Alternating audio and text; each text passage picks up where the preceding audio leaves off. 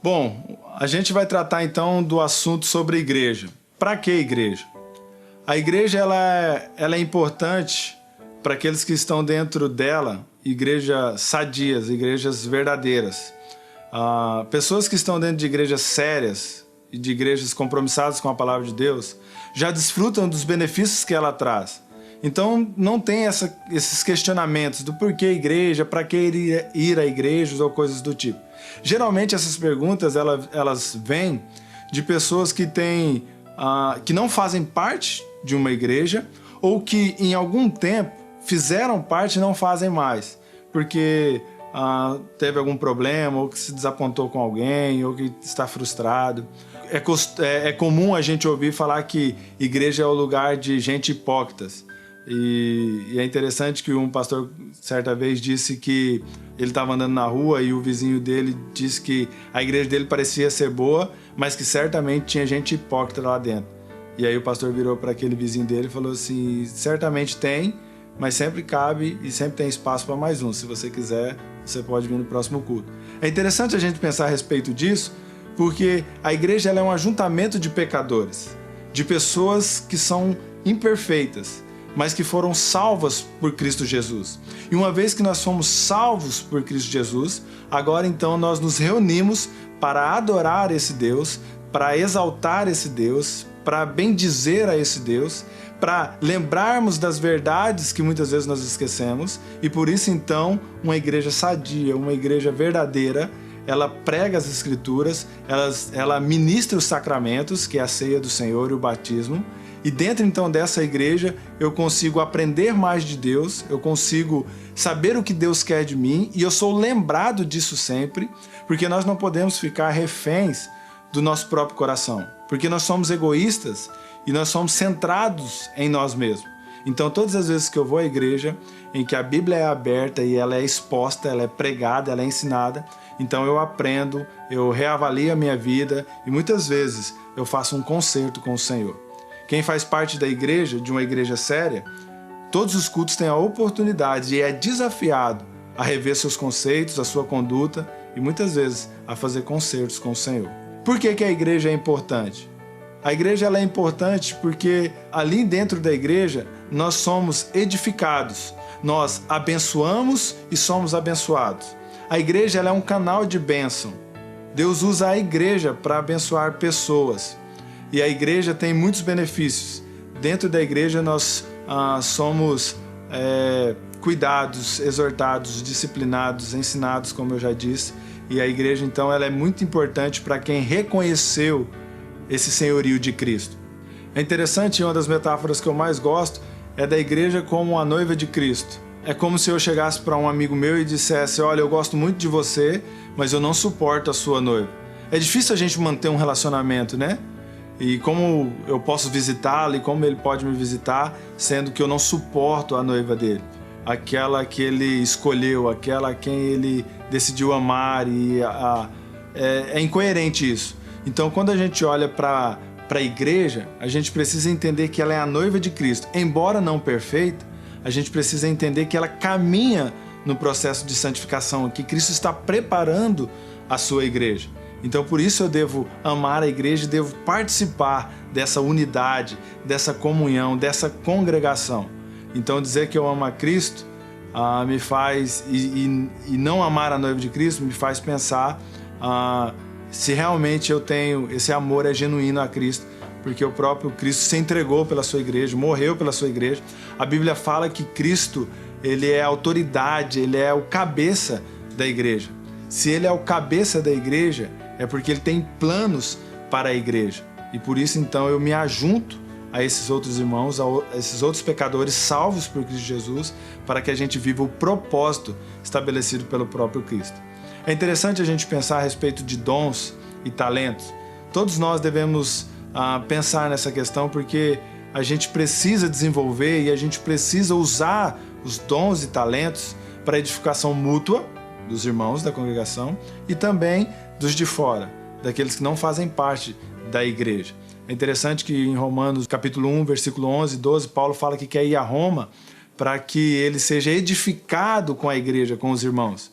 Ora, o apóstolo Paulo, aquele que carrega as marcas do Evangelho, aquele que viu a Cristo, aquele que tinha um vasto conhecimento e uma experiência com Deus, com o Espírito Santo, de ser orientado, de ser guiado, de ter sido inspirado para escrever as Escrituras. Ele diz que ele precisa dos irmãos para edificação própria. Como eu e você não vamos precisar? A gente precisa pensar, a gente precisa estar dentro da igreja. A igreja, ela serve para que a gente possa nos unir mais, e ela também serve para nos separar do mundo. A Bíblia, quando diz que nós somos santos, ela diz que nós somos separados, nós somos colocados à parte para um alvo específico, para um objetivo específico. Então, quando a Bíblia fala a respeito disso, a gente precisa entender que a gente precisa estar junto para esse aperfeiçoamento, para essa santificação, para esse crescimento. E é interessante que você faça parte da igreja, ainda que imperfeita, como eu disse, mas caminhando para essa questão de santificação e para ela alcançar aquilo que Cristo idealizou para ela. É interessante, eu gosto de pensar na ilustração do tapete que a igreja, Cristo está fazendo com a igreja, como um tapeceiro vai criando um tapete. Quando ele começa passando ali a agulha e as linhas, a gente não entende, a gente não consegue enxergar o que vai virar, e aí o tapeceiro já tem na sua mente o que ele vai criar. A igreja é isso, são essas linhas e essas agulhas trançadas. A gente não está vendo forma, a gente não está vendo desenho, a gente não está vendo como vai ser, mas o tapeceiro, que é Cristo, ele sabe exatamente como ela vai ficar, e ele está trabalhando para isso. E a gente tem que fazer parte desse projeto, desse processo que o próprio Cristo estabeleceu para o seu povo. É interessante a gente pensar a respeito de igreja, porque a Bíblia fala, e o próprio Cristo vai falar, que dentro da lavoura, dentro da plantação ali, existe o joio e existe o trigo. E essa ideia é que, embora os dois se pareçam, não são iguais. E o destino dos dois é diferente. Então, quando você olhar para a igreja, saiba que dentro da igreja existem pessoas que falam que creem em Cristo e que foram alcançadas por Cristo e foram regeneradas, mas talvez não tenham sido.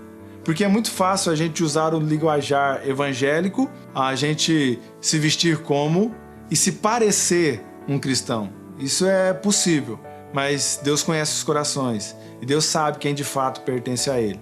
Então a gente precisa ter esse discernimento de avaliar essas pessoas que estão dentro da casa do Senhor. Agostinho vai dizer que existem ovelhas fora da igreja e lobos dentro da igreja. Então, dentro da igreja, a gente precisa também ter esse discernimento. Nem todos são salvos, mas também nem todos estão perdidos. É um ajuntamento de pessoas que algumas foram alcançadas e outras ainda não. É interessante a gente entrar dentro da igreja e entender que a gente tem que ter temor e reverência, porque ali há um ajuntamento para exaltar e adorar aquele que criou todas as coisas e aquele que veio ao nosso encontro para nos salvar.